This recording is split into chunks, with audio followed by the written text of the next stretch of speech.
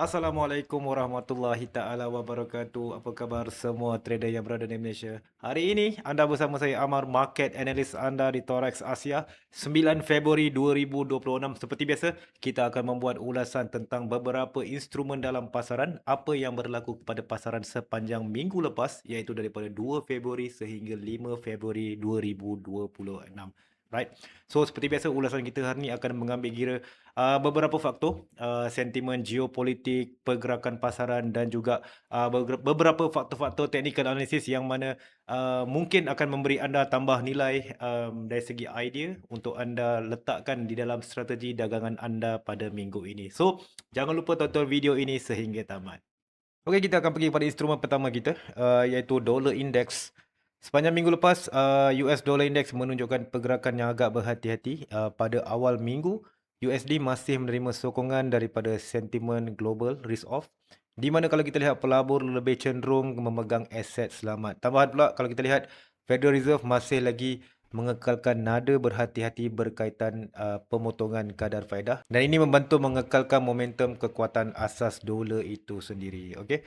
Secara keseluruhan dolar masih dilihat kukuh, tetapi tidak lagi berada dalam fasa rally yang agresif. Ini menunjukkan pasaran sedang menilai semula jangkaan kadar faedah dan pertumbuhan ekonomi global.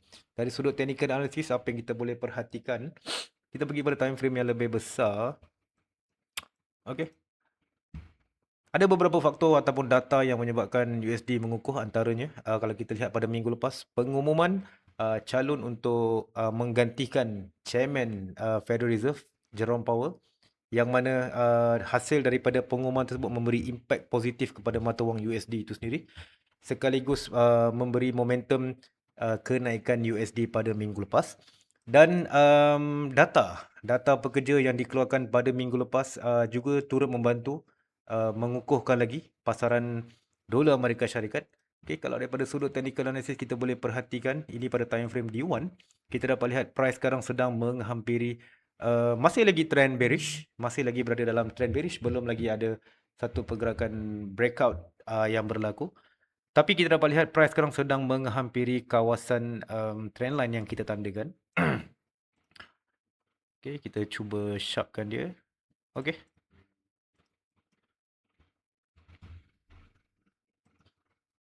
Menurut pandangan saya, okay, daripada sudut technical analysis, kita boleh perhatikan sekiranya price berjaya, perhatikan di kawasan line yang kita tandakan ni. Kat sini merupakan decision making area yang mana kita perlu melihat apakah bentuk pattern ataupun momentum ataupun bentuk pergerakan yang berlaku. Kalau perlu lihat pada time frame yang lebih kecil untuk mendapatkan confirmation, kita perlu lihat pada time frame yang lebih kecil. Tapi perhatikan kawasan di sini. Sekiranya price sekarang berjaya menembusi kawasan trendline yang kita tandakan, kita menjangkakan bahawa USD akan mengukuh mencari paras paras resisten yang berdekatan di atas sebelum membuat keputusan selanjutnya. Okey. So zon pertama kita terletak di sekitar 101.74. Okey.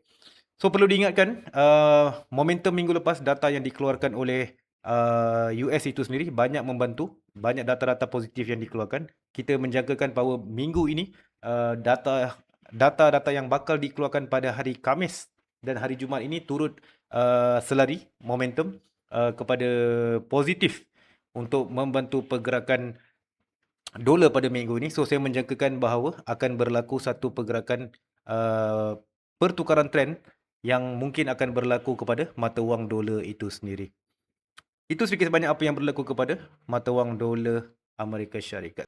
Okey, mata wang seterusnya kita akan pergi kepada Euro JPY. Okey, salah satu daripada safe haven asset currency iaitu JPY, Japanese Yen. So now, minggu ini, pada minggu lepas, untuk pasangan Euro JPY menunjukkan tekanan menurun yang agak konsisten. Pergerakan ini banyak dipengaruhi oleh gabungan faktor daripada kedua-dua zon Euro dan juga Jepun. Di sebelah Eropah, data ekonomi yang bercampur-campur menyebabkan Euro gagal membina momentum kenaikan yang stabil. Dan pada masa yang sama, Yen menerima sedikit sokongan daripada sentimen berhati-hati kerana Yen masih dianggap sebagai safe haven currency dalam keadaan pasaran global yang tidak menentu. Hasilnya, kita dapat lihat Euro JPY menunjukkan kelemahan secara berperingkat. Dari sudut teknikal, pasangan ini gagal mengekalkan kawasan sokongan yang penting dan mula membentuk struktur lower high dan lower low, menunjukkan potensi tekanan menurun masih lagi wujud jika sentimen global kekal berhati-hati. Perlu kita ingat sekarang di Japan sedang berlakunya pilihan raya. So itu juga turut membantu ketidaktentuan sentimen uh, domestik ataupun kita panggil berita domestik, politik tempatan yang menyebabkan impak kepada mata wang dolar itu sendiri. So biasanya kalau kita lihat daripada pengalaman-pengalaman sebelum ni, sekiranya berlaku sesuatu pilihan raya, kebiasaannya pelabur akan keluar terlebih dahulu daripada mengambil risiko sebarang keputusan untuk melabur di negara tersebut, sehinggalah keputusan diumumkan siapakah yang memenangi ataupun siapakah yang memegang tampuk pemerintahan. Dan daripada situ kita akan lihat pasaran akan memberi reaksi apakah daripada penubuhan kerajaan yang baru, apakah polisi yang baru yang bakal dikeluarkan, dan itu yang akan menentukan kedudukan para pelabur sama ada untuk melabur di sebuah negara itu ataupun tidak. Okey, daripada sudut technical analysis kita boleh perhatikan trend bullish masih lagi mendominasi untuk carta Euro JPY, belum lagi ada tanda-tanda breakout. Pagi tadi kalau kita dapat lihat berlaku penurunan yang agak ketara, daripada paras harga di sekitar kenaikan sebentar pagi tadi, pukul 7 pagi tadi, kalau siapa yang memerhati chart Euro JPY, 186.21 turun sehingga 184.85. Namun kalau kita lihat kat sini masih lagi kekal di dalam zon channel bullish yang kita tandakan ni, dan kita dapat lihat momentum naik semula untuk mencari paras resistance ataupun mencuba paras tertinggi yang dicapai pagi tadi. Right, so daripada sudut technical analysis kita menjangkakan bahawa trend bullish untuk Euro JPY masih lagi konsisten. Perhatikan zon yang terdekat, zon terkuat yang terdekat berada pada carta Euro JPY iaitu di sekitar 186.83. Perhatikan apakah keputusan pasaran, apakah bentuk confirmation yang cuba dibuat oleh pasaran sebelum anda mengambil langkah seterusnya pada minggu ini. Okey, last kali instrumen kita akan pergi kepada silver. So minggu ini kita nak ulas sedikit apa yang berlaku kepada silver. Silver menjadi antara instrumen yang lebih menarik pada minggu lepas. Harga silver menunjukkan kenaikan yang agak kuat berbanding beberapa aset yang lain. Permintaan terhadap logam berharga meningkat apabila pasaran global berada dalam mood berhati-hati. Selain daripada faktor safe haven, so untuk yang mungkin tak tahu, silver ini merupakan salah satu daripada safe haven asset yang menjadi perhatian pelabur sekiranya berlaku ketidaktentuan dalam pasaran. Silver mendapat sokongan daripada sentimen jangkaan dasar monetary yang mungkin menjadi longgar dan dalam jangka masa sederhana. Apabila pasaran mula menjangka kadar faedah mungkin akan turun pada tempoh akan datang, kebiasaannya para pelabur akan mencari safe haven asset seperti silver, gold, JPY, CHF dan sebagainya sebagai alternatif untuk meletakkan pelaburan mereka. Dari sudut teknikal, kita dapat lihat silver berjaya menembusi beberapa kawasan rintangan penting dan menunjukkan momentum bullish yang kuat. Namun, selepas kenaikan yang agak cepat, pasaran juga perlu bersedia untuk kemungkinan pembetulan teknikal ataupun price correction jangka pendek sebelum sambung kepada trend seterusnya. Okey, kita dapat lihat pergerakan silver. Ini momentum hasil daripada pengumuman calon chairman untuk Federal Reserve tempoh hari. Silver drop sehingga 22%.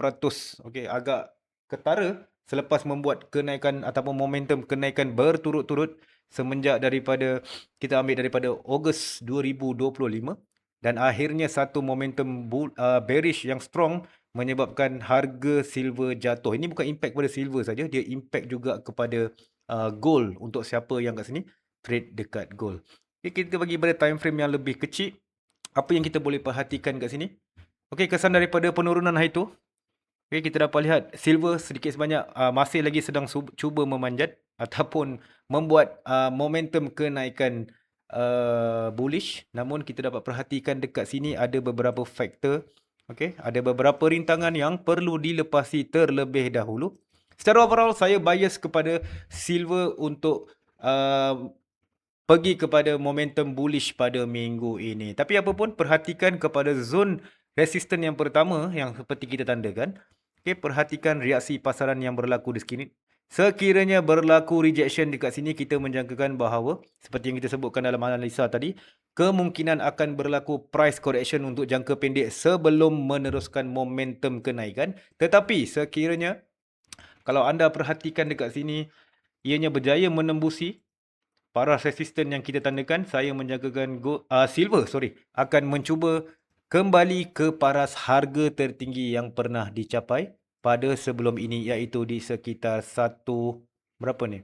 120.17. So seperti yang saya katakan, daripada analisa dan pandangan saya, menjangkakan bahawa silver bias untuk kepada bullish trend dan sebarang penurunan dalam minggu ini mungkin akan berlaku pada minggu ini lebih kepada bersifat price correction atau retracement sebelum meneruskan momentum kenaikan.